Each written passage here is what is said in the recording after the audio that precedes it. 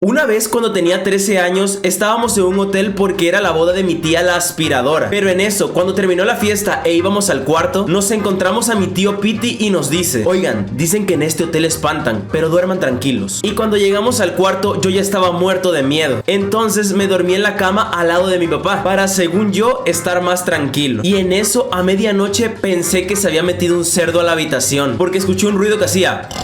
Y le digo a mi papá: papá, creo que se metió un cerdo. Pero dice mi papá adormilado: no es un cerdo, son mis ronquidos, así ronco yo. Y esa noche, por culpa de mi papá el chicharrón, ya no pude dormir.